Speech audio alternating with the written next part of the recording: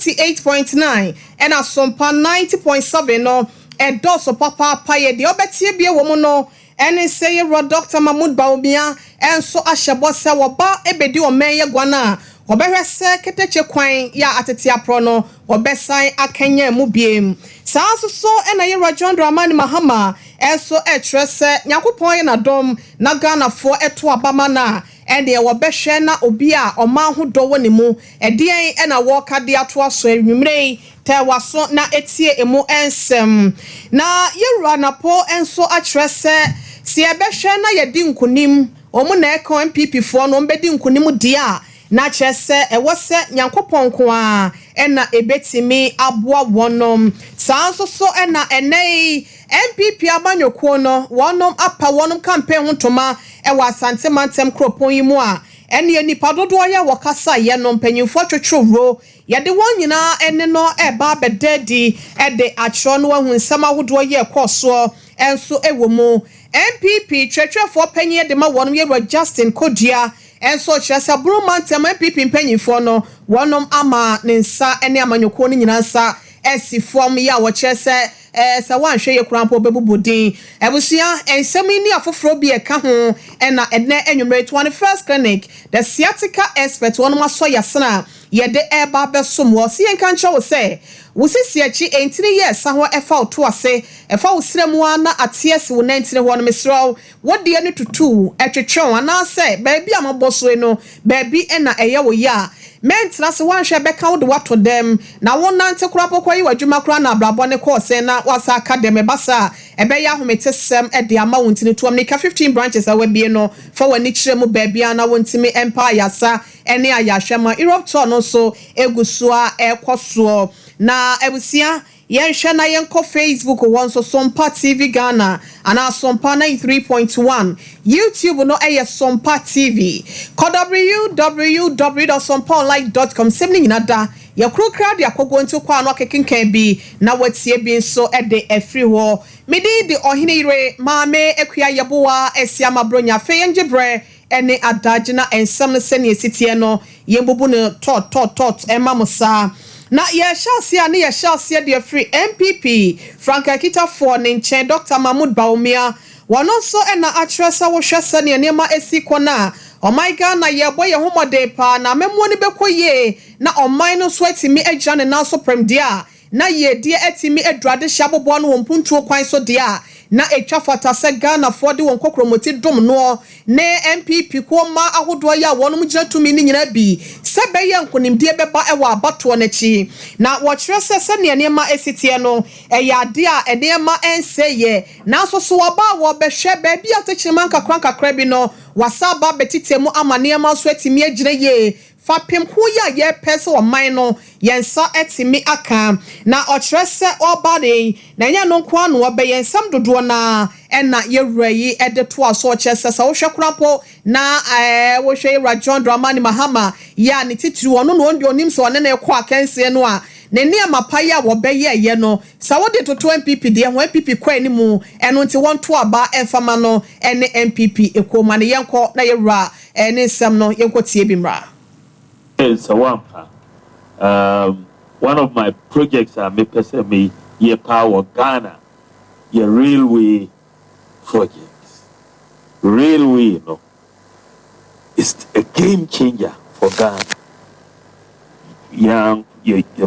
Especially two main railways,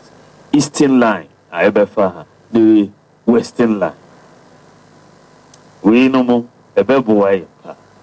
Eastern Line and the Western Line railway program no be person me de meni si hopa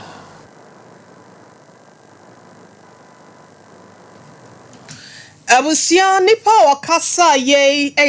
Dr. Mahmoud Baumia bra wane na nanom atsankonwa ye wo nsawam ekodi nhyiemu no ena nsem wese nyina no to dwatwe se keteke kwan no eda na bem eda na koma so ya wo pese wo ba bem mu a wo hwe na wo hyehye ne ma ye no wo kyerese nwuma ho nsam so no ayade a wonyi na kwa emfree ne tirimupo ne mu kyerese MPP aban ba ye wo hwe nwuma ahodo ya wa biebie ama emebu no enya bi eye no a best 2.1 million and watimi at the 1D1F 1 constituency, 1 ambulance, planting for food and jobs, and afe Zongo Development Fund no so no ono so achese wa hwehwem anase wa fasa kwan yi so ama enwuma ebuso e de amagana de hyentu oba ne dodo mu e na wo ba behwe na watimi aye e de amagana adehye ye kwaye nim ewo ensem foforo mu a na ye remo ye John Dramani Mahama penyi e de atudwa se wo hwe said the niema esi kwonititu ne pipi amemo no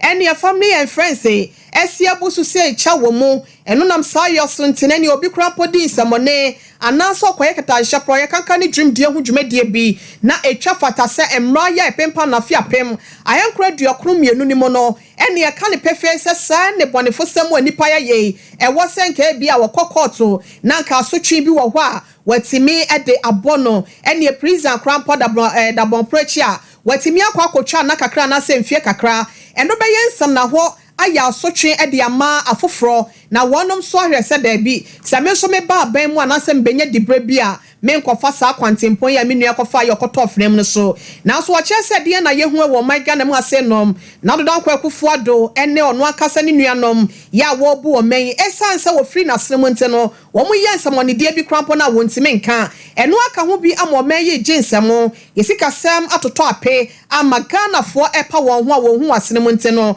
wono de wasre Ghana fo nyina se nchenche we no e wona afe dako ebeye Ghana fo eda ne nyina no ene 7 December wakwakoto aba ede ama no sebeye obebe biem no abesesa enemene ede ama Ghana this year. Politically, PV would have strongly advocated for free, fair and transparent elections in this coming December. He would have called on President Akufo-Addo to state that as his commitment He would have called on President Akufo-Addo to state that as his commitment as well, and would have demanded that he demonstrates that commitment to free, fair and transparent elections in practical terms. PV, if he was alive, would have called on the Electoral Commission to eschew the partisanship imposed by the president due to the presence of the president's partisan appointees on the commission. In the economic sector, PV would have called on the MPP administration to organize a national stakeholders conference on the economy with a view to achieving a Senchi Economic Forum type consensus on the direction the economy must take. He would also have called for some serious house cleaning at the Bank of Ghana and for heads to roll at some state-owned enterprises, and improvements in education from the basic to the tertiary level. Still on to make an unprecedented call for a national conference of civil society organizations to enable them to speak with one voice on national issues. PV would have done all these and more because he was a genuine patriot and loved his nation. And if power refuses to act, it will be our turn to act out what we would have spoken. Let me end by saying PV Obeng loved Ghana. He was a phenomenon. He was a political colossus. His love for Ghana was one of his greatest attributes and was one of the reasons that motivated me to appoint him to serve in my government in the presidency.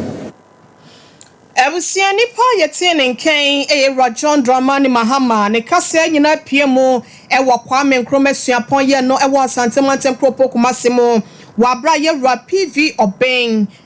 Dr. Paul Victor Obeng no do na efre ni PV Obeng okwa ne kreche no efie poli edunie na bedwom kasa kire de toso edu ya no woye ewo eye ne nsama kire no eno na enam so MPP ne NDC mpanyefo ni titru kopi ase a ye John Dramani Mahama eka nsemi no kire se wo behwe se wo ba ban mu a obi owo man ne ho do patriotism the ebe kan poto kasem no wodo ene obeyi no emfa ho ne nipa no ne dibra na se ne nwomasuemu ene qualify for adwuma we dia na se position we dibra we se de na so no obehwe se oman ho do ewo ni mu ansa na watimi ayi ni se wone no eye adwuma na ye kwamu biem yewura napo ena aka sei wo kire se wo hwe se ne a ene masi kona na eni kwan se otimi tina ne to so ne mom obetimi abo apronam so nteno wada probo no ekopie mu ewo eye enzima ene eye empotam ho na bra wo kodru ho do panyi de nsam dodo na no ena etuja na okopie mu ewo takrade ebra odru Mount Olivet Methodist atafone mu ewo Lagos Town ho do ena wo kasa ena ode kire se nyankopɔ we no waye kokromoti woyi ni free bibia mu a enye ye fi se wontimi nsa ne ho emmopo ewo mo se wonom ekwa akoto aba ya wonom ani amanyokwa foforo na ekwa akoto de na so wo se nyankopɔ wo mu a ebeyeye it is possible eno tie pp wonom ani eda nyankopɔ so obeboa wonom ama breaking the 8 ye obotaye no etimi abemu awiemu die ede ama wonom ye ranapo ekansem dodo na atai we yachi. The possibility is only with God. Nothing is possible unless there is God inside. So when the pastor of Secondary, the presiding bishop of Secondary, spoke about everything without Jesus is nothing, and nothing plus Jesus is everything, tells you that possibility is what we have chosen as our mantra. And that it is only with God that all things are possible. With God, all things are possible. You're Matthew, Opoku Prempe, Napo, and Odin Semi to Jawa abroad na Probo Shisha so ewo infinity month moko piem water de Methodist asafoye wo ho no and our dance and same way saying in di tray ye afi yeda so wo mo ewo MPP amanyoko ne na asante mantama se no pani behwe na enya asem ketoa ese wani nsa wo ka kire ni nyina ene se wankasa won campaign no wapa ho entoma ede ama afi wesi abato no na enipa twotworo wo enintin wonoma wontimo abobel ewo manchechireye ene ni mpagyamu MPP amanyoko ne madodo na ene agitafo no obdo ekuo no ene odi twi eje trada ede wani echiremu ewa asante mantama senom na ebro na dwumedie no ekoso no yewa Bernard Ntwibo siakwo no ene etitire ni de ma asante mantama senom MPP amanyoko no dodo na afre ne chama wontumi woji akasemu ekasa ye yese adwumo ho no eda yete ede freni ra no political party say yeti party ya kwa bani ya rene ya na musheyeso ama asantimai Ghana ene Ghana fo nyina susu atibia diye enti yie na ibiano ya kwa ba la sesia ino yeyi ya zakatisi eye December 7 ne ya sapa kutuaba na ya kutuaba yi opole ni ya kwaso eye say ya win abade we don't win a lesson by individual but we win a lesson by politics so we are going to win a lesson 2024 together. That is why we are here to locate all the various committees for us to execute the various framework for us to win LSC 2024. As a chairman of Sompa, I'm here. This is the first time as capitalism we have heard a favor from God and men,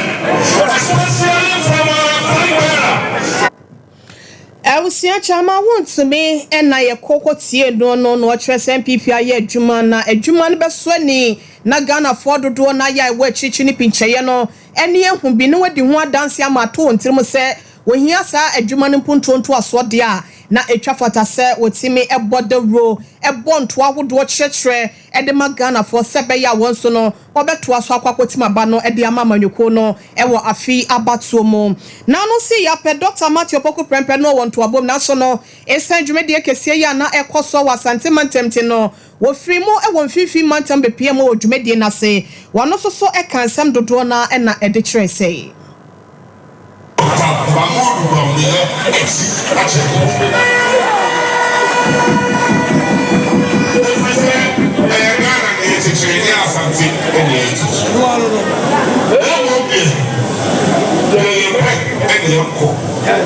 Sompa Santa Mama. What are you going to say? I'm going to fish. I'm going to say, I'm going to say, which the Papa catching. As a teeny, or the devil, I don't know what I saw for. I don't know what I before. Oh, the lady and I, you're soon, yeah. And I didn't Papa. Ebusia yewra Dr. Matthew Poku Prempetria Pemo de ma yewra Dr. Mahmoud Baumia ena yetie no no eno achi Chief of Staff Mame Akosua Fremo Osei Opare enso echiremu ewo dwumedie nas na wo kasa no one day ne dia ene se yenhwe emfaso dia ya ewo kro ye ho na emma nso ni titru ena afa mebunu no wonom so hia ewo afi abatomo edema MPP amanyoko no What did you say?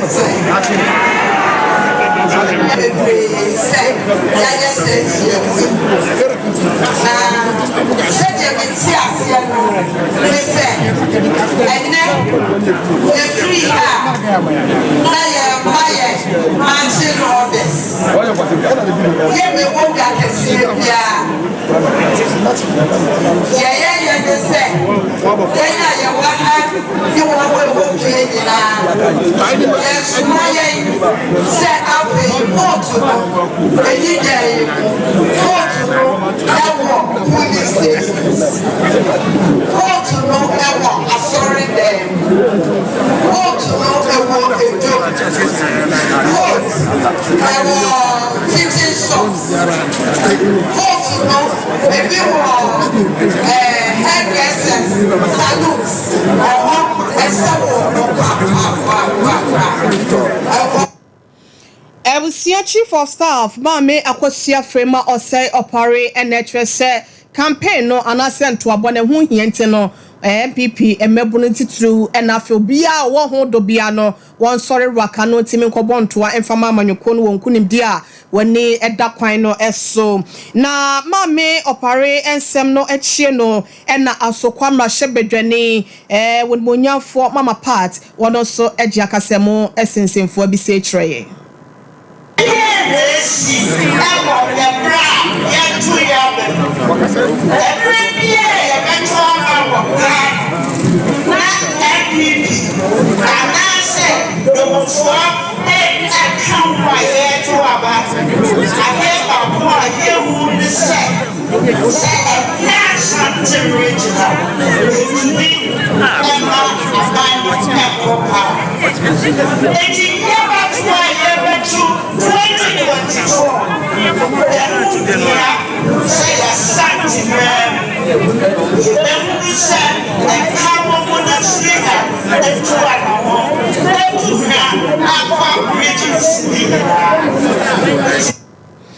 Ebusia mama part asokwa mrahye bedwane ne nsem no echi na ne krakra mu kra no so amemrahye bedwane ya kane no ye dom dodo ne ba no dani wo mrahye bedwam ye ran monyafo chemen sabonsu wano so ese ukobi na wanka bia etese de wasa kapoma na wanwam anase wokum aboatea na wantwanite no so kosi menka owo bi kase the past 4 elections are yet to they just 76% in Ashanti. They have not got 77%. They have 85%. What's anybody? They have not been one day or something like that. You get to be equal.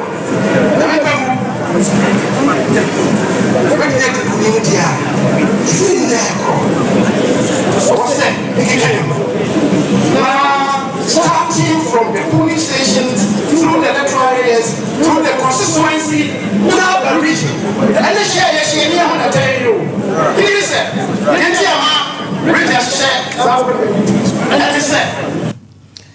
Ebusia yewura chairman sabonsu so amemrasha bedwani enna ono so ne de yetie no na fe no obeka ye ho awadaroma Sompa television so ne Sompa 93.1 FM e wa Asante Mantemu Sompa 98.9 eno e wo Bro Mantem kropo so nyane mu ahafofo nyina so etie e de fa ho e na bropo ye Mantem fo ene wona wo bembe won nyina etie de fan kranza Sompa 90.7 ye konsefo from a na ye ramu wo trefo panyi de my pipi amanyoko no ye ra Justin Kodia Frimpong panyi yakasa wo trese nanse wo nani kire mu wo Bro Mantem e de nto abokakra ekohwe de ekoso e wo ho se amanyoko ni mu panyimfo no wonum edi dwuma se de ese na efata na etimi aboa amankonimdia ye wonum dia wa afia bato mu na so ye ra Frimpong Kodia kire se okodru ho no ne se fem papa na ochirese mpanyimfo ye wo Bro Mantem MPP amanyoko num no wama wonsa esifom e wo niema baako na semienu bi ho enu nti ochirese we de ode afem wonom next time na se da foforo no ene obehwe se mpanyimfo no wode won din ebetudwa baako Some of the appointees, others are also doing very well, but there are some that yes, I'm very disappointed in, and I'll send the signal to them. When I get to Accra, I'll start engaging them one-on-one to let them know. Next time, I'll come public and mention their names. We are in to win elections, and no single individual can draw us back.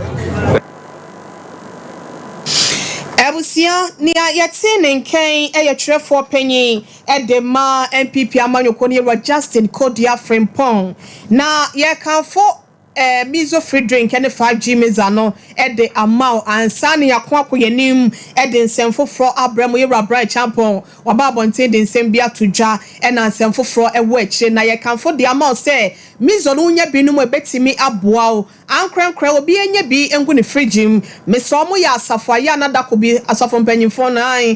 offer na se collection ya ye toche na mo aye bi obi aba so rank mo yi ba ko de amano 5G no kra so de ebema adwuma bo so papa all night mo kwa na GB ebetimi amoni agina so wa bla mo ntonko na mo na motimi abom paye ede age akra etwetwe obonsampo nkyire nyina mu na ya kan chow se dwabo dwumedie bia se yi obedin to awadegye anase de birthday party bi na oto abesro nyamizo free drink ne 5G mizane bi na etimi mu a free 0246 270221 0246 270221 na mpanyimfo nye so baabi a wo bia no otimi de bia to wo aboboa no na 21st clinic the sciatica expert na ye kanfo de ama wo a wo to asetwetwe wa wo sremu eye wo ya wa nantu ye wo ya wo nan kokomu ana se wo nantini wono ntimi krampo ntia so na ade ahye mpaboam me so 15 branches ye bie baabi e ben wo bia no wo de eno ane se wo fra bani ya kire wo na watimi de wani a kire wo na yetimi asawo yade de ama wo efide wo kudam e wo ho laboratory test ahodo nyina no ye bi e wo ho massage papa bi koso machine treatment nso e wo ho nte no wo dru wa ne se wa yaresa ekita obefo abusia hwe overseas afa radio ho nchewa na won sabeka wo Kumasi sunyane nso no original hospital first gate ni hwe ni mu na wode wani so akyeremu e won kranza de chimai god so ene emiamia ho dodwabo so takrade ene kaso atema ene ade abusia frabei 0540311311 0240540 311 and 0249 311 na mpanyimfo atimi ajo so na ose ode Europe to ahihya so doctor for no wo amanone Europe abrochimem nti wo Belgium wo Germany wo Romania na se Italy ni titiri brono ahodo na se nkroto ahodo ama ahodo ya chesama boboso ya wada Roma na watimi afre abeya na se wo WhatsApp wonom na bosume ba ko no obetwa wo ho eda na ekwa ani mo nti bomoden frɛ anase WhatsApp ne book appointment doctor for ne beba na watimi aba behwew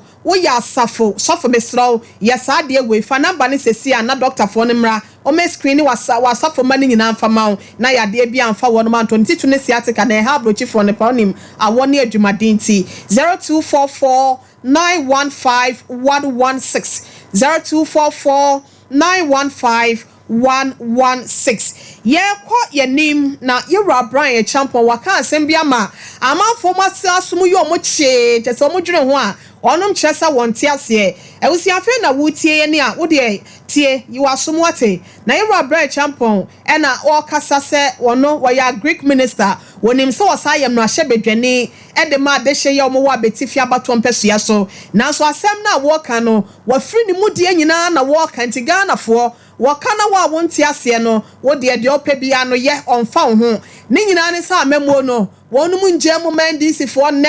ochira mu njemu ma wonom adechiye kopim se Yesu beba no ai send this pa benya abato we se wo afi we se abato anase nkunimde wo afi we se abato ni mu no ensi da kwan bia so MPP befa no matimi agi nkunim na sa ato amemo ni so sifo pro amu pro 2024 abano enya do me wini da amu wini